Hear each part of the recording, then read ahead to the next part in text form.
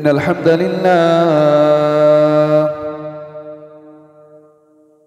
الحمد لله نحمده ونستعينه ونستغفره ونؤمن به ونتوكل عليه ونعوذ بالله من شرور أنفسنا ومن سيئات أعمالنا.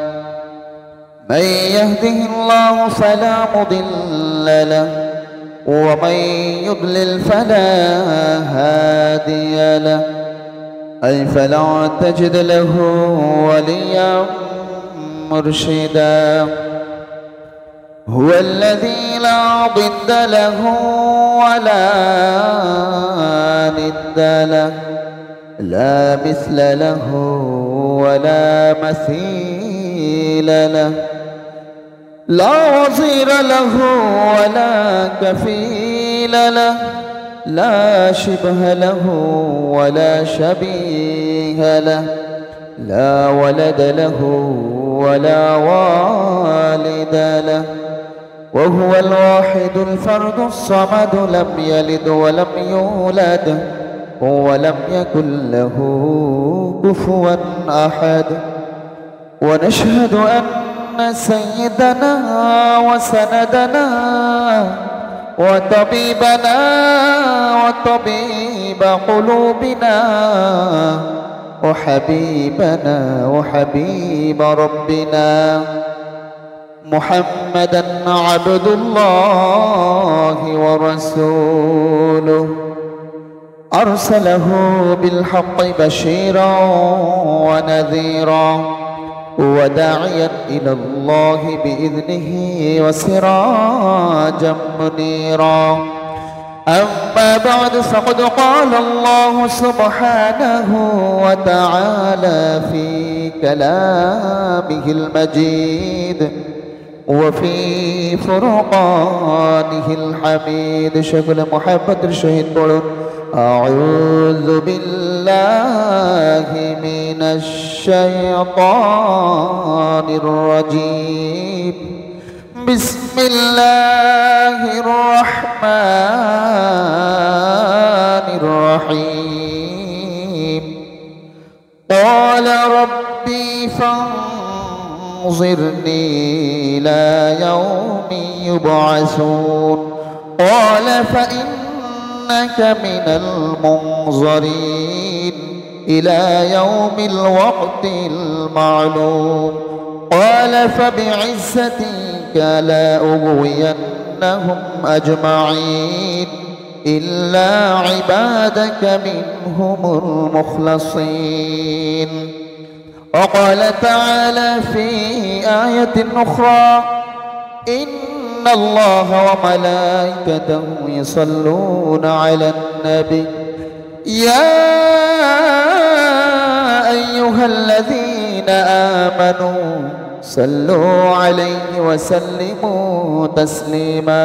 اللهم صل على سيدنا مولانا محمد وعلى آل سيدنا مولانا محمد। মনটা যদি হইতো প্রবল হাওয়া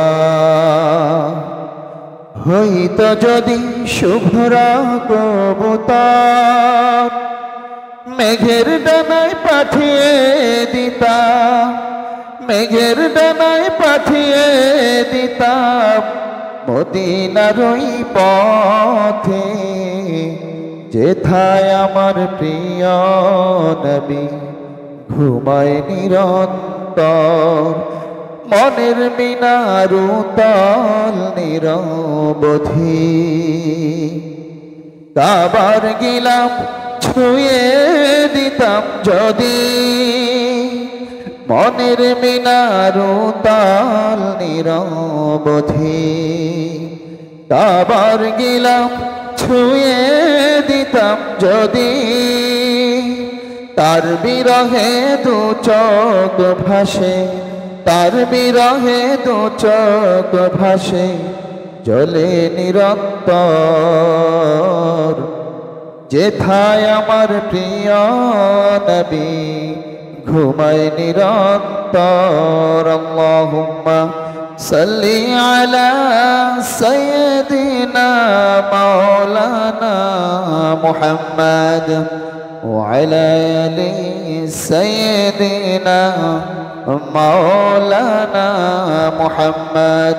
আল্লাহুম্মা সাল্লি আলা মুহাম্মদ ওয়া আলা আলি মুহাম্মদ কামা সাল্লাইতা আলা ইব্রাহিম ওয়া আলা আলি ইব্রাহিম ইন্নাকা হামিদুম মাজিদ।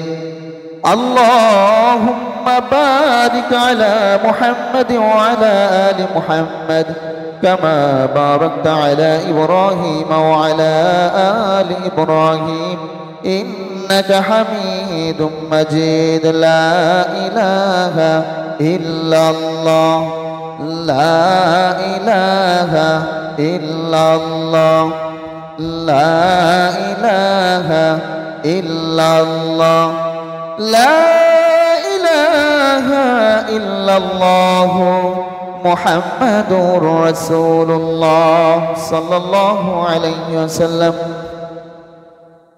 আলহামদুলিল্লাহ। সম্মানিত উপস্থিতি, ব্রাদার মিল্লাত মসজিদ কমিটির সম্মানিত সভাপতি, মুসল্লিন ইকরাম, মুরব্বিন আযম, প্রাণপ্রিয় যুবক ভাইরা, পর্দার অন্তরালে মা ও বোনেরা, সবাইকে জানাচ্ছি আন্তরিক মোবারকবাদ ও সালাম। আসসালামু আলাইকুম ওয়া রাহমাতুল্লাহি ওয়া বারাকাতুহু। রব্বে কারীমের দরবারে লাখ কোটি শুকর সুজুদ প্রকাশ করছি যে রব্বুল আলামিন ইজ্জতুল জালাল আমাদেরকে গত জুমাবার থেকে আজকে জুমাবার পর্যন্ত আমাদের হায়াতের মাঝে, রিজিকের মাঝে, সুস্থতার মাঝে বারাকা দান করেছেন।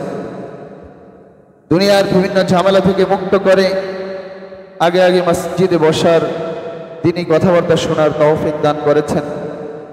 সে রব্বুল আলামিন ইজ্জতুল জালালের দরবারে আমাদের হৃদয় নিংড়ানো ভালোবাসার সবটুকু উজাড় করে দিয়ে আমরা সকলে উচ্চ আওয়াজে কণ্ঠে কণ্ঠ মিলিয়ে আমরা কালিমাতুশ শুকরিয়া আদায় করছি। আলহামদুলিল্লাহ।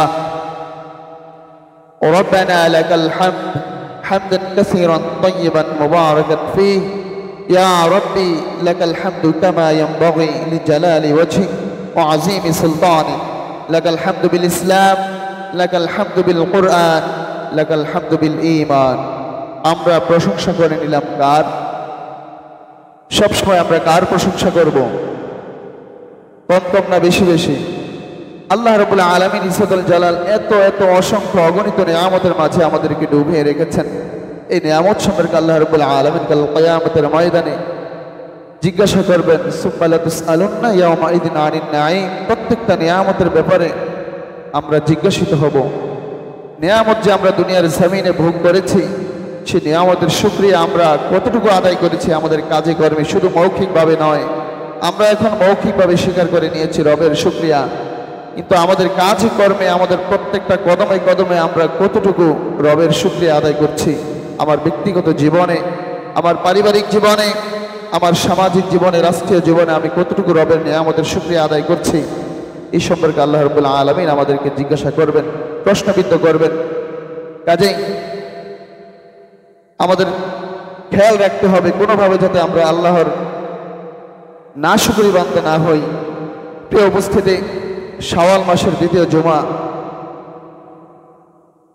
মাহে রমাদান ছিল আমাদের মাঝে। দীর্ঘ এক মাস আমরা আল্লাহ তাআলার ইবাদতে মশগুল ছিলাম। কারণ ছিল অসুস্থতাতি শায়াতিন, শয়তান শৃঙ্খলাবদ্ধ ছিল, শৃঙ্খলাবদ্ধ ছিল, শয়তান বন্ধু ছিল। ইবাদত করতে আমাদের ভালো লেগেছে, মজা লেগেছে,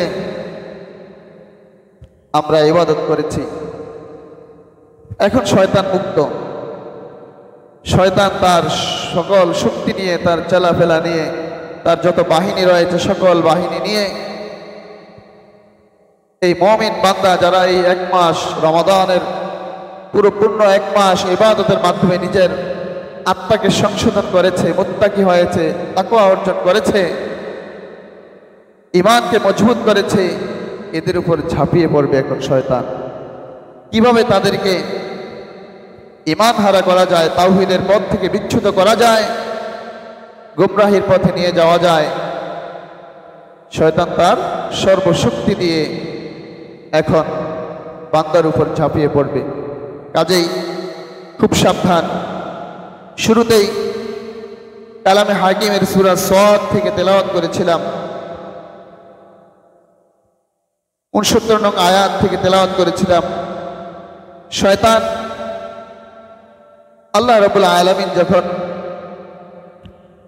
শয়তানকে বিতাড়িত করলেন, ইবলীসে রূপান্তরিত করলেন, যখন আল্লাহর আদেশ অমান্য করলো, অহংকার করলো, যখন তাকে কাফিরদের অন্তর্ভুক্ত করলেন, ইবলীসে রূপান্তর করলেন, তখন সে আল্লাহ তাআলাকে চ্যালেঞ্জ করে দিয়েছিল যে বান্দাকে, প্রত্যেকটা বান্দাকে সে গুমরাহ করবে, জাহান্নামে নিয়ে যাবে। সেই সময় ইবলীস আল্লাহ তাআলার কাছে কিছু প্রার্থনা করেছিল, সে আয়াতে কারিমাগুলো তেলাওয়াত করেছিলাম। ক্বালা রাব্বি ফানজুরনি ইলা ইয়াউমি ইউবআসুন। ইবলীস বলল, রব্বি, আমার রব, ফানজুরনি ইলা ইয়াউমি ইউবআসুন, আমাকে অবকাশ দেন সেই পুনরুত্থান দিবস পর্যন্ত। আমাকে তো বিতাড়িত করে দিলেন, শয়তানে রূপান্তর করলেন, ইবলীসে রূপান্তর করলেন। আমাকে আপনি অবকাশ দেন, সময় দেন, আমার হায়াতকে বাড়িয়ে দেন, আমাকে সেই সুযোগ দেন বান্দার অন্তরের মধ্যে, নফসের মধ্যে ঢুকে যাওয়ার, শিরায় শিরায় ঢুকে যাওয়ার। আমাকে অবকাশ দেন। ওয়ালা ফাইন্নাকা মিনাল মুনজারিন। আল্লাহ রাব্বুল আলামিন বললেন, তুমি অবকাশ প্রাপ্তদের অন্তর্ভুক্ত হলে, তোমাকে অবকাশ দেওয়া হলো, তোমাকে সুযোগ দেওয়া হলো। ইলা ইয়াউমিল ওয়াক্তিল মা'লুম, সেই দিন পর্যন্ত, পুনরুত্থান দিবস পর্যন্ত তোমাকে সময় দেওয়া হলো। ওয়ালা ফাবিইজ্জাতিকা লা উগওয়ান্নাহুম আজমাইন। ইবলীস বলল, আপনার ইজ্জতের কসম, রব আপনার ইজ্জতের কসম, আমি আপনার সমস্ত বান্দাদেরকে গুমরাহ করে ছাড়ব, আপনার সমস্ত বান্দাকে পথভ্রষ্ট করব, জাহান্নামী বানিয়ে ফেলব।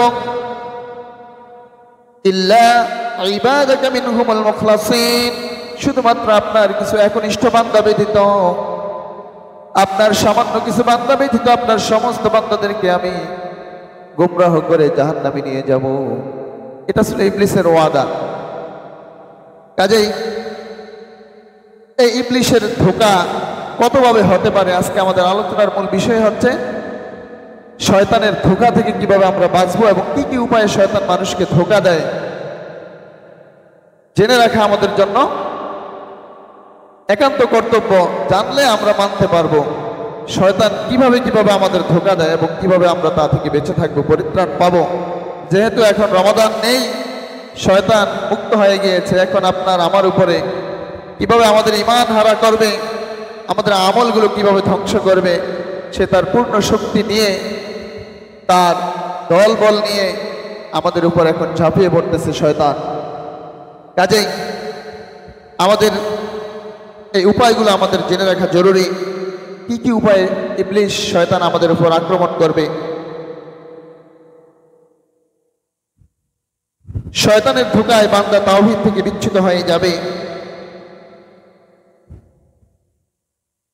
ইবলীস যখন আল্লাহ রাব্বুল আলামিনকে এই চ্যালেঞ্জ ছুড়ে দিল যে সমস্ত বান্দাদেরকে, শুধুমাত্র কিছু একনিষ্ঠ বান্দা ব্যতীত সমস্ত বান্দাদেরকে সে পথভ্রষ্ট করে ছাড়বে, সে বলেছিল যে আদমকে সেজদা না করার কারণে আপনি আমাকে বিতাড়িত করলেন, আমার উপরে তাকে সম্মানিত করলেন, আমি সে আদম সন্তানকে, আদমের বংশধরকে আমি পথভ্রষ্ট করব। আল্লাহ রাব্বুল আলামিন বললেন, তুমি যাদেরকে পথভ্রষ্ট করবে, তুমি এবং সেই দলবল সহ তাদেরকে আমি জাহান্নামে পরিপূর্ণ করব, এটাই হবে তাদের জন্য পূর্ণ প্রতিদান। আল্লাহ রাব্বুল আলামিন তাকে সে অবকাশ দিলেন। আল্লাহ রাব্বুল আলামিন ইবলীসকে ঘোষণা দিয়ে বললেন, সেই চ্যালেঞ্জ গ্রহণ করে বললেন, ওয়াস্তাফজিজ মান ইসতাতা'তা মিনহুম, তুমি ঝাঁপিয়ে পড়ো, মান ইসতাতা'তা, যার উপর খুশি তুমি তার উপরে ঝাঁপিয়ে পড়ো, মিনহুম বিসাউতিকা, তোমার শয়তানি আওয়াজ দ্বারা, ইবলীসি আওয়াজ। এই শয়তানি আওয়াজ শুধু শয়তান যে দেবে এমন কোনো নয়, এর মধ্যে জিন এবং ইনসান দুইটাই রয়েছে। শয়তানি আওয়াজ এমন আওয়াজ যে আওয়াজ দ্বারা মানুষের অন্তরে নেফাকি তৈরি হয়, মানুষের অন্তরে কপটতা তৈরি হয়, মন্দ কাজের প্রতি মানুষ অনুপ্রাণিত হয়। এমন আওয়াজ, গান বাজনা, সেটা হতে পারে বিভিন্ন রং তামাশা, খেল তামাশার আওয়াজ, হারাম কোনো কাজের আওয়াজ, এই সব কিছুকে বিসাওতিকা অর্থাৎ শয়তানের আওয়াজ দ্বারা ঘোষণা দেওয়া হয়েছে যে বিসাওতিকা, তুমি তোমার আওয়াজ দ্বারা তাদের উপর ঝাঁপিয়ে পড়ো, আওয়াজ দ্বারা মানুষকে প্ররোচিত করো, অনুপ্রাণিত করো। ওয়াজিলিব, তুমি আক্রমণ করো, আলাইহিম বিখাইলিকা ওয়া রাজিলিক, তোমার অশ্বারোহী বাহিনী দ্বারা এবং তোমার পদাতিক বাহিনী দ্বারা। ইবলিশের অশ্বারোহী বাহিনী কারা আর পদাতিক বাহিনী কারা? অশ্বারোহী মানে আমরা বুঝি যেটা দ্রুত গতিতে চলে। অশ্ব মানে হচ্ছে ঘোড়া। ঘোড়া যেভাবে দৌড়ায় এমন দৌড়িয়ে দৌড়িয়ে পাপ কাজে অনুপ্রাণিত করে। আর পদাতিক বাহিনী হচ্ছে যেটা মানুষকে ধীরে ধীরে কৌশলে কৌশলে মানুষকে পাপের কাজে নিয়ে যায়, এই অশ্বারোহী এবং পদাতিক বাহিনী দ্বারা।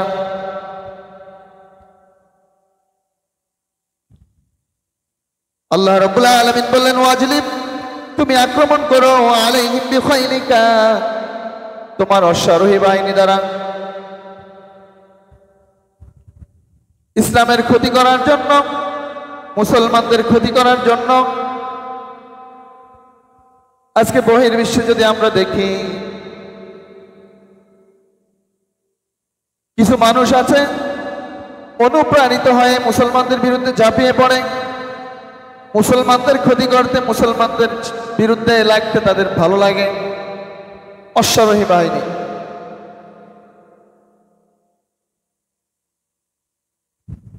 মুসলমানদের বিরুদ্ধে যারা আছে, আজকে আমরা গাজার দিকে যদি তাকাই, ফিলিস্তিনের দিকে যদি তাকাই, কি বিভৎসতা! ইহুদি খ্রিস্টানরা এমনভাবে তারা লেগেছে, অর্থাৎ এটা তাদের কাছে আনন্দ মনে হয়, নিছক আনন্দ ছাড়া কিছুই নয়, অন্য কোনো উদ্দেশ্য তাদের নয় যে মুসলমান নিধন করা। বোমার আঘাতে মানুষের লাশ আকাশে উঠছে, এমন অবস্থা, বিভৎস অবস্থা, আর তারা আনন্দে উল্লাস করছে এবং এতে সহযোগিতা করছে সেই শক্তিধর দেশগুলো। তো তারা এটাতে উৎসাহ, আনন্দ, উদ্দীপনার সাথে তারা এভাবে দ্রুত গতিতে তারা এগিয়ে আসছে মুসলমানদেরকে নিধন করার জন্য। ইহুদি খ্রিস্টানরা এরাও অশ্বারোহী বাহিনীর সাথে সামঞ্জস্য, শয়তানের, ইবলিশের সেই অশ্বারোহী বাহিনী, যারা দ্রুত গতিতে ইসলামকে নিধন করার চেষ্টায় মত্ত, মুসলমানদেরকে নিধন করার চেষ্টায় মত্ত। আর পদাতিক বাহিনী রয়েছে যারা মুসলমান হয়েও, নামে মুসলমান হয়েও এই অত্যাচারগুলোকে সহ্য করে যাচ্ছে, সমর্থন করে যাচ্ছে। তাদের ক্ষমতা থাকা সত্ত্বেও তারা বাধা দিচ্ছে না, প্রতিবাদ করছে না। এই পদাতিক বাহিনী হচ্ছে তারাও কিন্তু কৌশলে কৌশলে এভাবে সেই ইহুদি খ্রিস্টানদেরকে সাপোর্ট করছে। কাজে চিন্তার বিষয়, শুধু অশ্বারোহী বাহিনী নয়, পদাতিক বাহিনী রয়েছে। আজকে 200 কোটিরও বেশি মুসলমান পৃথিবীতে রয়েছে। এত এত মুসলমান থাকা সত্ত্বেও, এত পারমাণবিক দেশ থাকা সত্ত্বেও, এত এত অত্যাধুনিক যুদ্ধাস্ত্র থাকা সত্ত্বেও মুসলমানরা প্রতিবাদের আওয়াজ তুলছে না।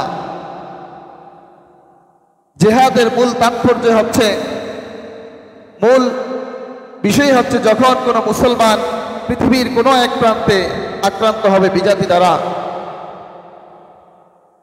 তখন সকল মুসলমানের উপর তাদের বিরুদ্ধে জিহাদ করা ফরজে আইন। এই জিহাদ আপনি সেখানে যদি শারীরিকভাবে উপস্থিত হতে পারেন, উপস্থিত হয়ে যুদ্ধ করা, সেটাও জিহাদ। আপনি লেখালেখির মাধ্যমে জিহাদ করলেন, প্রতিবাদ করলেন, আপনি আন্দোলনে গেলেন, সমাবেশ করলেন, র্যালি করলেন, তাদের পণ্যগুলো বয়কট করলেন, বিভিন্নভাবে আপনার প্রতিবাদের আওয়াজ আপনি তুললেন, সেটাও জিহাদ। প্রত্যেকের জায়গা থেকে এর বিরুদ্ধে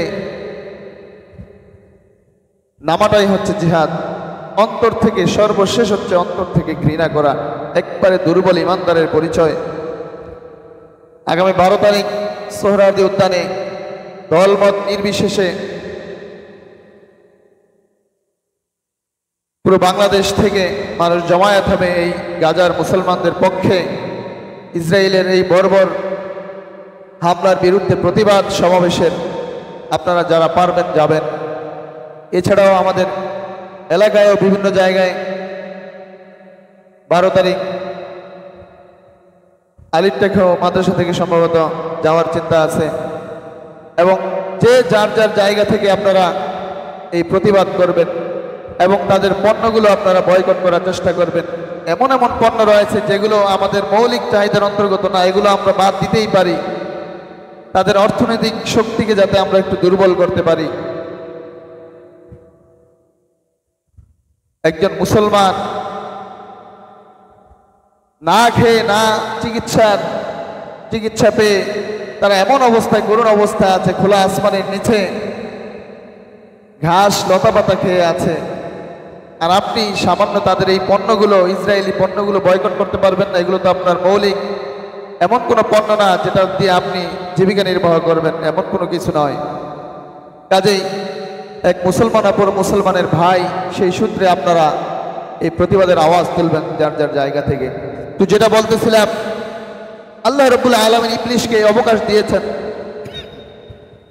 ওয়াজলিব আলাইহিম বিখাইলিকা ওয়া রাজিলিক ওয়া শারিকহুম ফিল আমওয়াল, যে তুমি আক্রমণ করো তোমার অশ্বারোহী পদাতিক বাহিনী দ্বারা, যত পারো করো। ওয়া শারিকহুম, এবং শরীক হয়ে যাও, ফিল আমওয়ালি, তার সম্পদের মধ্যে। সম্পদের মধ্যে ইবলিস কিভাবে শরীক হয়ে যায়? বান্দাকে হারাম পথে উপার্জনে উদ্বুদ্ধ করে, অনুপ্রাণিত করে। বান্দা যখন ইবলিসের এই প্ররোচনায় প্ররোচিত হয়, তখন সে হালালকে হারাম মনে করে, হারামকে হালাল মনে করে, হালাল হারামের তমিজ করে না। সে সুদ ঘুষ এগুলোকে হালাল ইনকাম মনে করে, অন্যায়ভাবে মানুষের হক মেরে দেয়, হারাম পথে উপার্জন করতে শুরু করে। কারণ ইবলিস তার সম্পদের মধ্যে, তার উপার্জনের মধ্যে শরীক হয়ে গিয়েছে। আবার এই উপার্জিত সম্পদ সে হারাম পথে ব্যয় করে, হারাম ভাবে কাজে লাগায়। ওয়াল আওলাদ, এবং তার সন্তানের মধ্যে, সন্তান সন্ততির মধ্যে শরীক হয়ে যাও। ইবলিস কিভাবে সন্তানদের মধ্যে শরীক হয়ে যায়?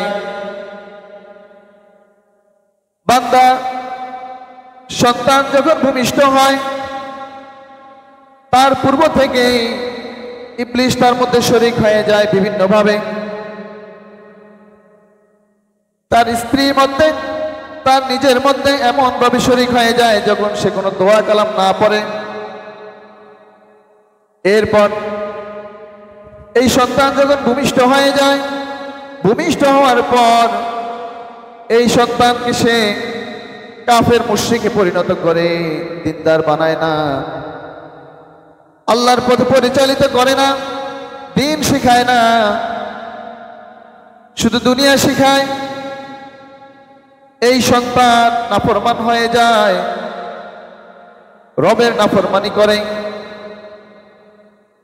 এই সন্তান তখন হয়ে যায় সেই শয়তানের অনুসারী, এভাবে শয়তান মানুষের সম্পদ এবং সন্তানের মধ্যে শরীক হয়ে যায়। ওয়াইদুহুম, এবং তাদেরকে প্রতিশ্রুতি দাও যে পরকাল বলতে কিছু নাই, জান্নাত বলতে কিছু নাই, জাহান্নাম বলতে কিছু নাই, এমন প্ররোচনা দিয়ে দাও। ইবলিশকে আল্লাহ তাআলা এই সুযোগ দিয়েছেন যে করো, করতে থাকো, কত বড় করো, যে শুধুমাত্র আমার গোলামি যারা করবে, আমার অনুসরণ যারা করবে, যারা আমার কাছে একবার তওবা করবে খালিস নিয়তে, আমি তাদের মাফ করে দেব। কাজেই তুমি কত পারো করো, আমি তোমার চ্যালেঞ্জ গ্রহণ করলাম। যারা তোমার অনুসরণ করবে তাদেরকে এবং তোমাকে সহ আমি জাহান্নাম পরিপূর্ণ করব। কাজেই এই শয়তান এখন বসে নাই, রমাদান শেষ হয়ে গিয়েছে। শয়তান তার পূর্ণ শক্তি নিয়ে, তার চলাফেরা নিয়ে, সেই জিন শয়তান এবং মানুষ শয়তান যারা তার অনুসরণ করে তাদেরকে দিয়ে সে মুমিন মুত্তাকি বান্দাদের উপর সে ঝাঁপিয়ে পড়েছে। কাজেই আমাদেরকে সতর্ক থাকতে হবে। শয়তানের 2 নম্বর ধোঁকা হচ্ছে বন্ধু বেশে ধোঁকা দেওয়া। এমন বন্ধু হয়ে ধোঁকা দিবে বুঝার কোনো উপায় থাকবে না। আল্লাহ রাব্বুল আলামিন সূরা আরাফের 21 নং আয়াতে ঘোষণা দিলেন, ফাকাসামুহুমা ইন্নী লাকুমা লামিনান নাসিহিন। আর ইবলিশ কসম করে বলল, শপথ করে বলল, আল্লাহর শপথ করে বলল, ইন্নী লাকুমা, নিঃসন্দেহে আমি তোমাদের জন্য উপদেশকারী, মঙ্গল কামনাকারী, হিতাকাঙ্ক্ষী উপদেশকারী। কাজেই আমার কথা শোনো। আদম আলাইহিস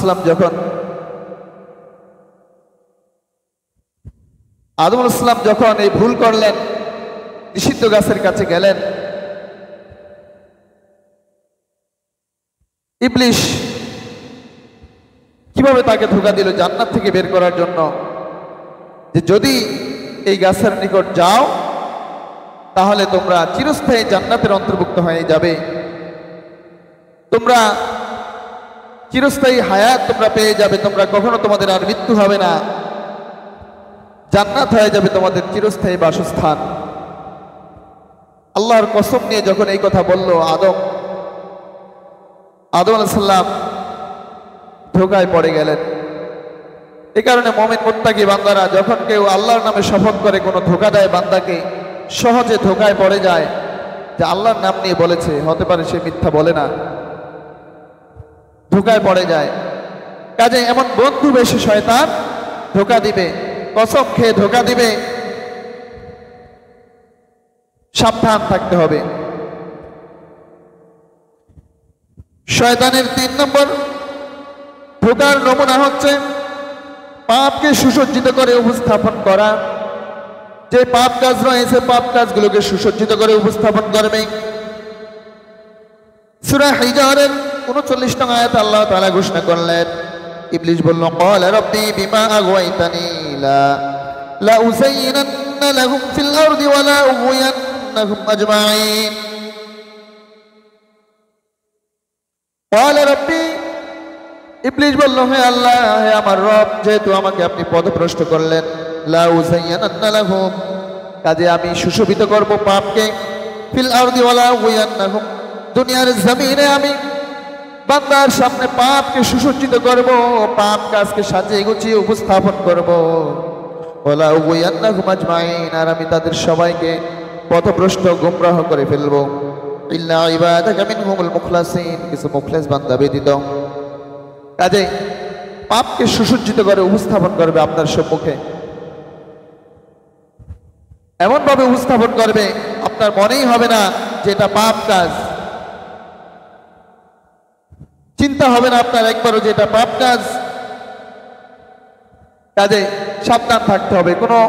যখনই সামনে এরকম কাজ উপস্থিত হয়ে যাবে, নফস আপনাকে ধোঁকা দিবে, তখনই চিন্তা করবেন যে এটা আসলে শরীয়ত বিবর্জিত কিনা, শরীয়ত এটা সমর্থন করে কিনা, চিন্তা করবেন। মুমিন মুত্তাকি বান্দা যে কোনো কাজ করার পূর্বে চিন্তা করে, ফিকির করে যে কাজটা আমার দ্বারা উচিত হবে কিনা।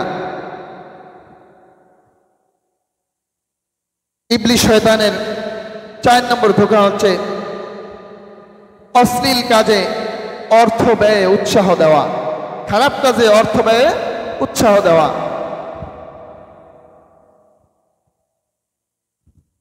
আল্লাহ রাব্বুল আলামিন সূরা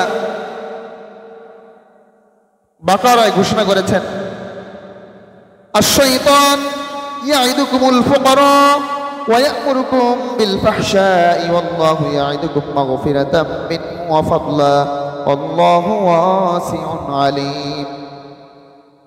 শয়তান ওয়াদা দেয়, মানুষকে প্ররোচিত করে আল ফুকরা, দরিদ্রতার।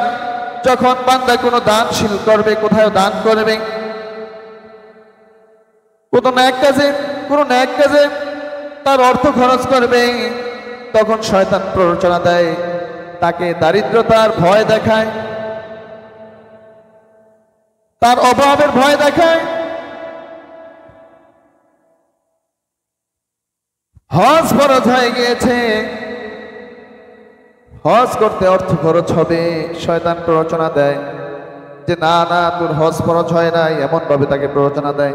অথবা হজ আসার পূর্বেই তার অর্থগুলো সে এমন কাজে, এমন দুনিয়াবি কাজে সে খরচ করে ফেলে, বান্দার ইচ্ছা থাকা সত্ত্বেও বান্দা আর হজ করতে পারে না।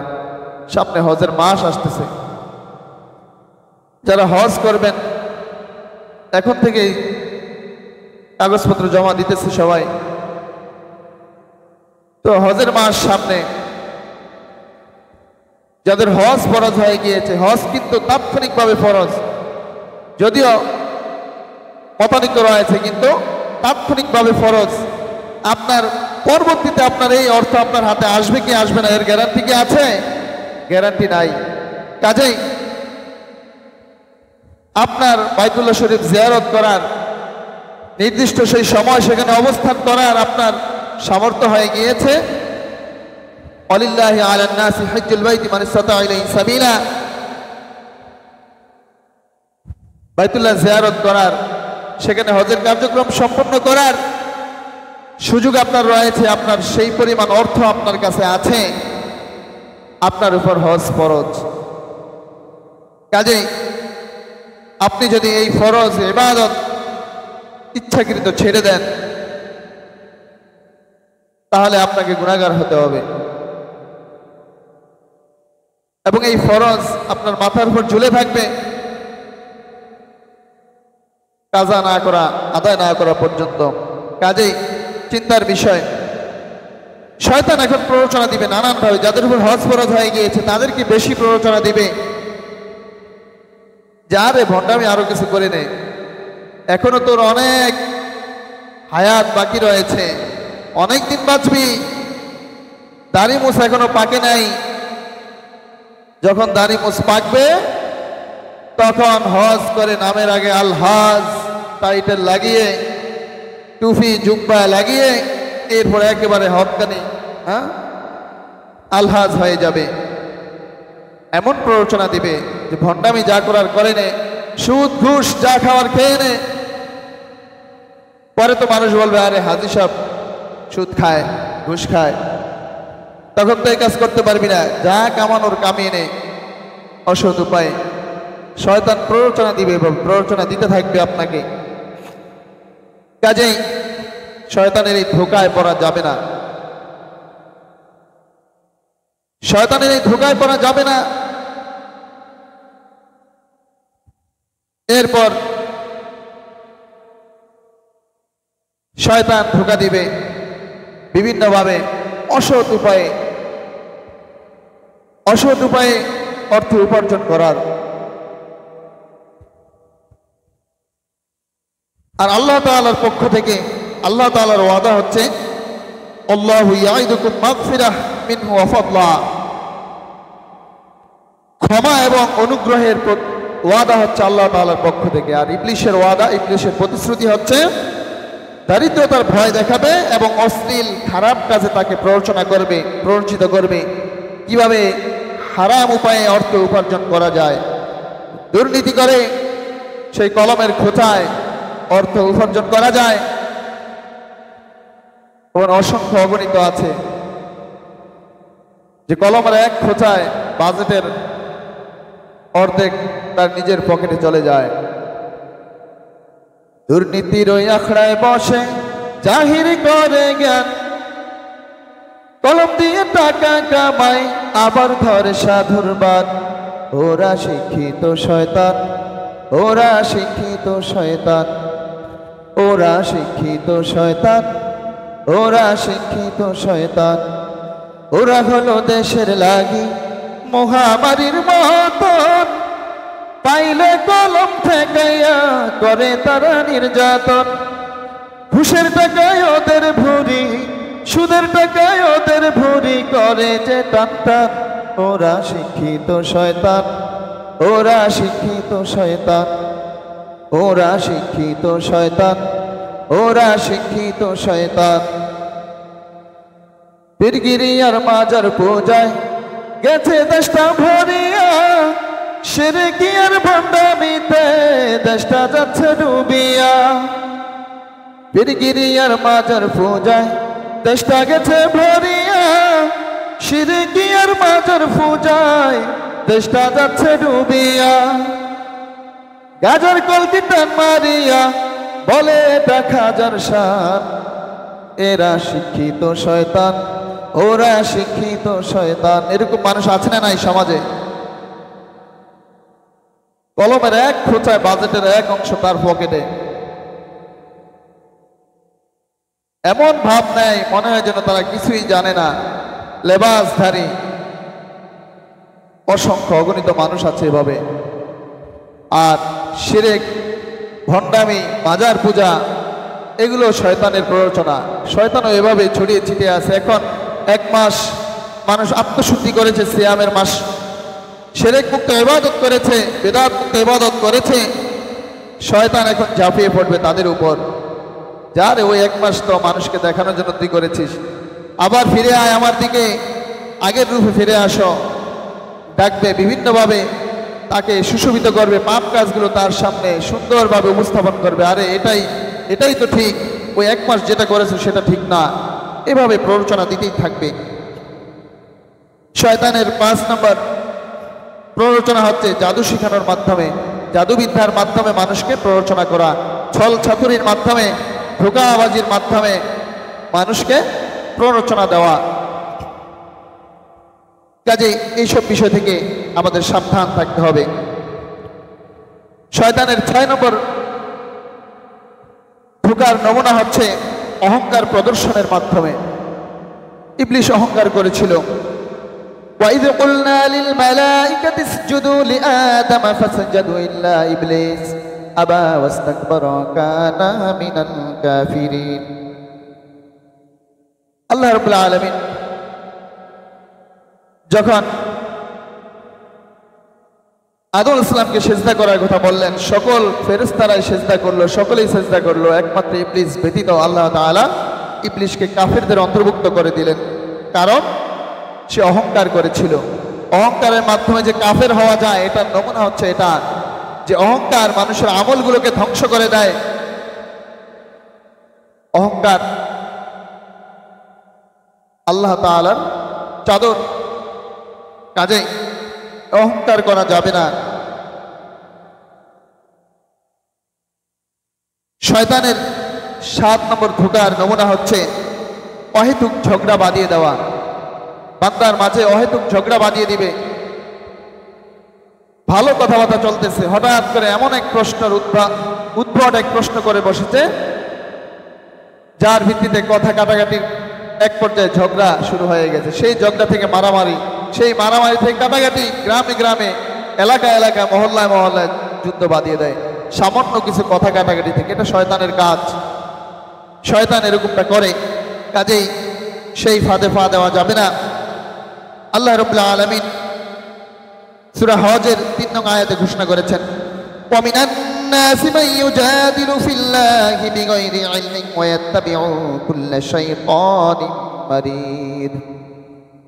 ওয়ামিনান নাস, মানুষের মধ্যে এমন কিছু মানুষ রয়েছে, মান ইউজাদিলু, যারা ঝগড়ায় লিপ্ত হয়, ফিল্লাহি বিগাইরি ইলমিন, তাদের কোনো ইলম নাই, কিন্তু ইলম ব্যতীত কোনো কিছু না জেনে তারা আল্লাহ সম্পর্কে উদ্ভট প্রশ্ন করে বসে। হাদিস শরীফে এসেছে যে মানুষ যখন, কিছু মানুষ আছে যারা নিজেকে প্রশ্ন করে, ইবলিস তাদেরকে কুমন্ত্রণা দেয় যে এটা কে সৃষ্টি করেছে, ওটা কে সৃষ্টি করেছে। হঠাৎ করে তার মনের মধ্যে, নফসের মধ্যে এমন প্রশ্ন তৈরি হয়, আল্লাহকে কে সৃষ্টি করেছে, আল্লাহকে কে বানিয়েছে, এমন প্রশ্ন তার মধ্যে ঢুকিয়ে দেয়। অথবা এমনভাবে বলে যে আল্লাহ যে পৃথিবী সৃষ্টি করেছে তার কি প্রমাণ আছে, অথবা আল্লাহ দ্বিতীয়বার এই এত কিছু সৃষ্টি করতে সক্ষম নন, নাউজুবিল্লাহ। অথবা আল্লাহ তাআলার সন্তান আছে, বা আল্লাহ তাআলা কারো না কারো পিতা। এই ধরনের প্রশ্ন, উদ্ভট প্রশ্ন তাদের অন্তরের মধ্যে ঢুকে তাদের ঈমান হারা করে দেয়, তাদেরকে তাওহীদ থেকে বিচ্যুত করে দেয়। কাজেই সাবধান থাকতে হবে আমাদেরকে। ইবলিসের যখন এই ধরনের ধোঁকা দেয়, সেই ধোঁকা থেকে আমাদেরকে বিরত থাকতে হবে, ইস্তেগফার করতে হবে। শয়তানের ধোঁকার 9 নম্বর নমুনা হচ্ছে সত্য মিথ্যার মিশ্রণে প্রোপাগান্ডা তৈরি করা, প্রোপাগান্ডা ছড়ানো। কোনো কিছু না জেনে, না বুঝে, কোনো প্রমাণ না নিয়েই কারো বিরুদ্ধে একটা প্রোপাগান্ডা চালিয়ে দিয়েছে, ভাইরাল করে দিয়েছে, না জেনে না বুঝে। একজন থেকে একটা শুনেছে একটা কথা একজনের বিরুদ্ধে, সে এটা প্রচার করে বেড়াচ্ছে। এটা ইবলিস শয়তানের কাজ। পরে গিয়ে দেখলো যে আসলে ওই লোক এই কাজের ধারে কাছেও নাই। এরকম হয় না সমাজে? এটা ইবলিসের কাজ, যে মিথ্যা প্রোপাগান্ডা ছড়ানো। এটা থেকে বিরত থাকতে হবে। এরপর ইবলিসের 10 নম্বর ধোঁকার নমুনা, খুবই গুরুত্বপূর্ণ একটি নমুনা হচ্ছে আকীদা ও বিশ্বাসে সন্দেহ সৃষ্টি করা। আকীদা এবং বিশ্বাসে সন্দেহ সৃষ্টি করা। আল্লাহকে মানে যে আল্লাহ এক, অদ্বিতীয়, তার কোনো শরীক নাই। আল্লাহর নবী মানে, নামাজ পড়ে, রোজা রাখে, সব কিছু করে, তো আকীদায় ভেজাল আছে, আকীদা দুর্বল, আকীদায় সমস্যা। আল্লাহ রাসূলের সময়ে ওই আবু জাহেল, উতবা, সায়বা, ওয়ালিদ বিন মুগীরা যারা ছিল, তারাও কিন্তু আল্লাহকে মানত, যে আল্লাহ যে সবকিছু সৃষ্টি করেছেন, আল্লাহ যে একক, অদ্বিতীয়, তার কোনো যে শরীক নাই, এটাও তারা মৌখিকভাবে মানত। তারা মানত যে আল্লাহ রিজিকদাতা, আল্লাহ পালনকর্তা, আল্লাহ সৃষ্টিকর্তা, আল্লাহ যে এসব কিছু করেছেন, তারা এটা মানত। কিন্তু তাদের আকীদায় সমস্যা ছিল। কাজেই আজকের এই যুগে যাদের এই ধরনের সমস্যা আছে, আকীদায় সমস্যা আছে,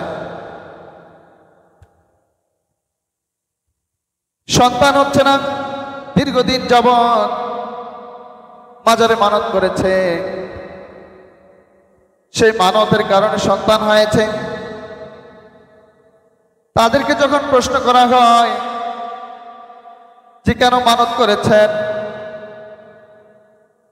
কেন মাজারে গিয়ে মাথা নত করলেন,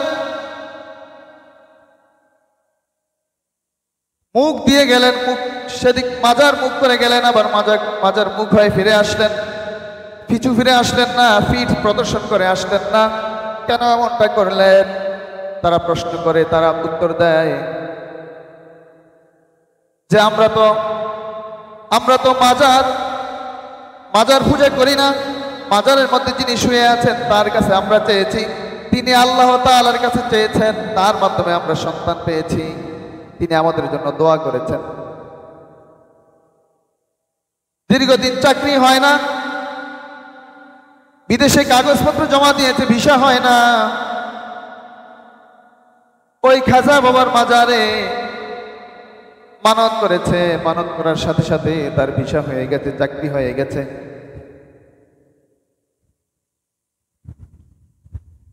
এখন তাকে যদি প্রশ্ন করেন, সে বলবে আমি তো মাজার পূজা করি না, আমি তো ওই বাবার কাছে চেয়েছি, বাবা আল্লাহ তাআলার কাছে চেয়েছে, আল্লাহ আমাকে দিয়েছে,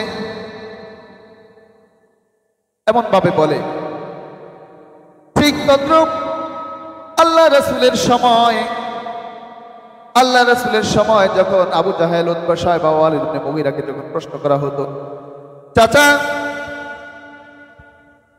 আপনি মানেন আল্লাহ এক অদ্বিতীয়, আল্লাহ সৃষ্টিকর্তা, রিজিকদাতা, খালিক, পালনকর্তা, সব কিছু মানেন।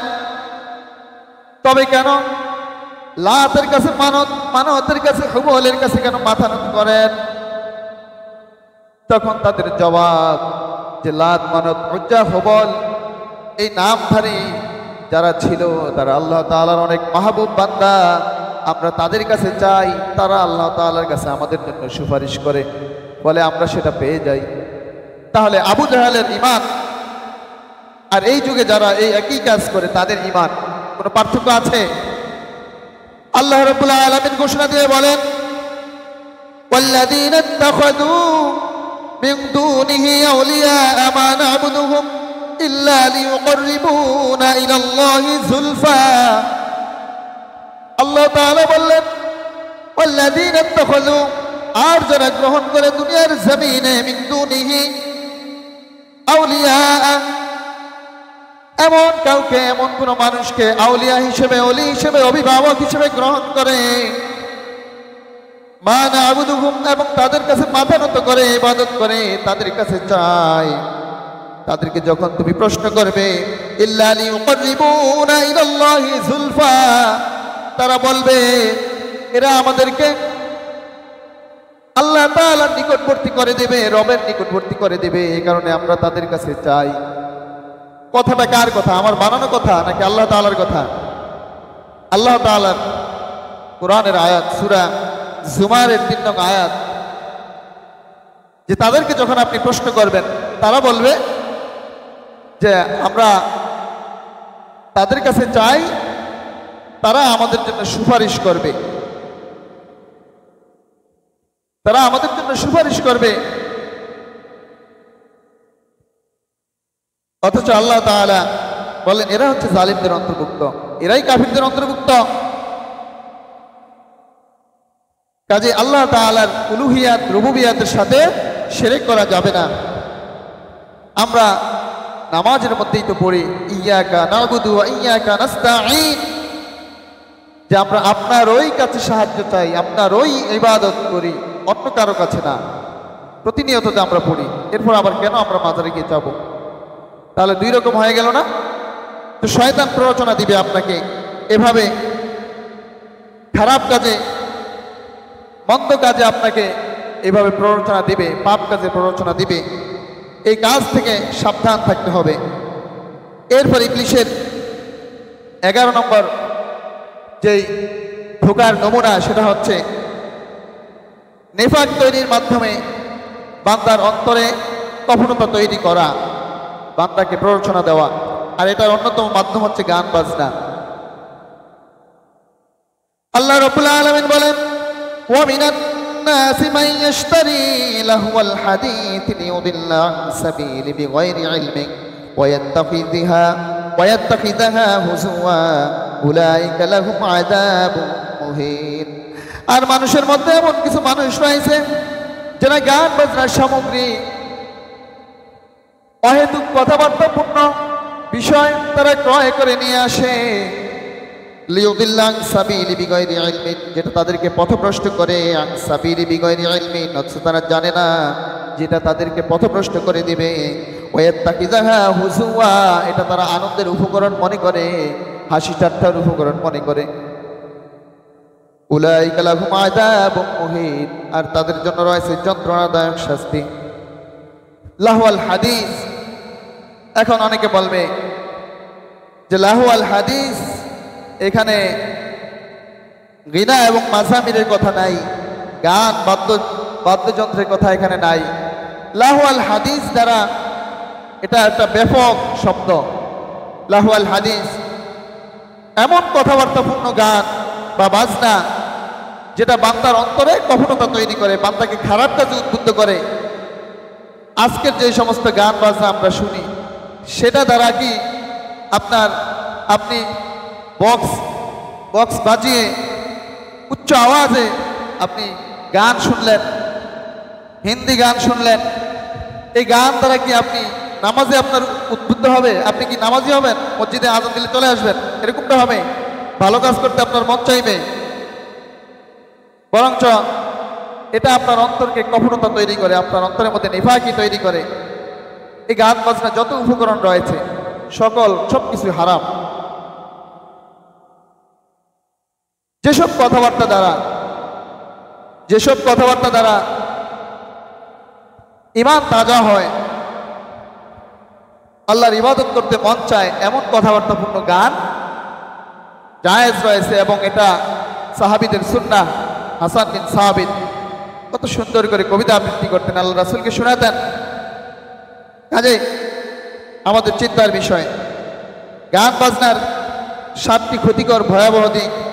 প্রথম হচ্ছে অন্তরে কঠোরতা তৈরি করে, মুনাফিকি চলে আসে, কোনো ইবাদত করতে ভালো লাগে না। 2 নম্বরে ব্যভিচারের প্রতি উৎসাহ হয়। গান বাজনা দেখতে দেখতে এক সময় সে ব্যভিচারের দিকে উদ্বুদ্ধ হয়ে যায়।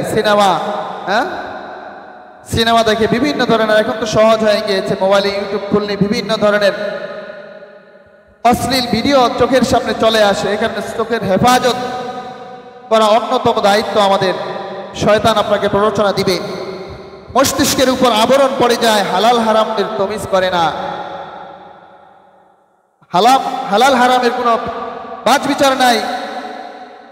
তারা এই গান বাজনার কারণে অন্তরের মধ্যে কপটতা তৈরি হয়ে গিয়েছে। 4 নম্বর হচ্ছে কোরআনের প্রতি অনীহা সৃষ্টি হয়। কোরআনের আয়াত, কোরআন তেলাওয়াত ভালো লাগে না। সে ইচ্ছা করলেই তার মোবাইল দিয়ে সে কোরআন তেলাওয়াত দেখতে পারে, কোরআন তেলাওয়াতের ভিডিও দেখতে পারে। কিন্তু ওই যে শয়তান, সে যখন গান বাজনা দেখতে থাকে তখন ওটার প্রতি তার আকৃষ্ট। তার চোখের সামনে কোরআন তেলাওয়াত, সেটা সে টেনে টেনে চলে যায়। সে নিচে কোথায় গান বাজনা আছে সেটাতে সে ক্লিক করে। এটা হয় না আমাদের মধ্যে? শয়তানের প্ররোচনা। কারণ আপনি গান বাজনা শুনছেন, দেখছেন, এটা আপনার অন্তরে কপটতা তৈরি করেছে। এরপর হচ্ছে আখিরাত ভুলে যাওয়া। পরকাল বলতে যে কিছু আছে এটা তারা ভুলে যায়।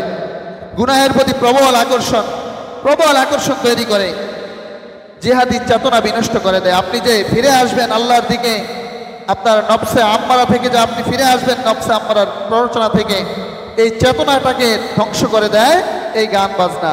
যখনই আপনি গান বাজনা এই দেখেন, অশ্লীল ভিডিও দেখেন, আপনার অন্তরটা, ঈমানটা আপনার মরে যায়। যেসব গান ঈমান তাজা হয় সেই সব গান আমাদের দেখা উচিত। যেসব গানে আমাদের ঈমান তাজা হয়, আল্লাহর নাম, রাসূলের নাম রয়েছে যেসব গানে, সেসব গান আমাদের শুনতে হবে। কাজে আমরা শয়তানের প্ররোচনার অনেকগুলো আমরা 10টি দিক আমরা আলোচনা করলাম। এগুলো থেকে আমাদের বাঁচার উপায়, আমরা বেশি বেশি ইস্তেগফার করব, সদা সর্বদা আমরা ইস্তেগফারের উপর থাকবো, তওবা ইস্তেগফারের উপর থাকবো। আল্লাহ তাআলার জিকির সদা সর্বদা আমাদের অন্তরের মধ্যে জাগরুক থাকতে হবে। সর্ব অবস্থায় আমরা আল্লাহর জিকির করব। আপনি হাঁটতেছেন, আপনি আল্লাহর জিকির করবেন। বসে আছেন, শুয়ে আছেন, যখনই থাকেন না কেন আপনি আল্লাহর জিকির করবেন। এরপর অন্তরের মধ্যে আল্লাহর ভয়, আল্লাহর ভালোবাসা রাখবেন, তাকওয়া অর্জন করবেন। রমাদান আমাদেরকে তাকওয়া শিক্ষা দিয়েছে। রমাদানের শিক্ষাগুলো আপনি আপনার অন্তরের মধ্যে এই পুরো 11 মাস পালন করবেন। রমাদান আমাদেরকে তাকওয়া শিখিয়েছে যে আল্লাহর ভয়ে খাওয়া যাবে না, পাপ কাজ করা যাবে না, অশ্লীল কাজ করা যাবে না। এই আল্লাহর ভয়, আল্লাহর মহাব্বত অন্তরে রাখবেন। তাহলে এই শয়তানের প্ররোচনা থেকে আমরা বাঁচতে পারবো ইনশাআল্লাহ। আল্লাহ রাব্বুল আলামিন আমাদেরকে শয়তানের ধোঁকা থেকে মুক্ত করে, যাবতীয় পাপাচার থেকে আমাদেরকে মুক্ত রেখে আল্লাহ তাআলার মুখলেস বান্দা হয়ে জান্নাতে যাওয়ার মতো তৌফিক দান করুক। সকলে বলি আল্লাহুম্মা আমিন।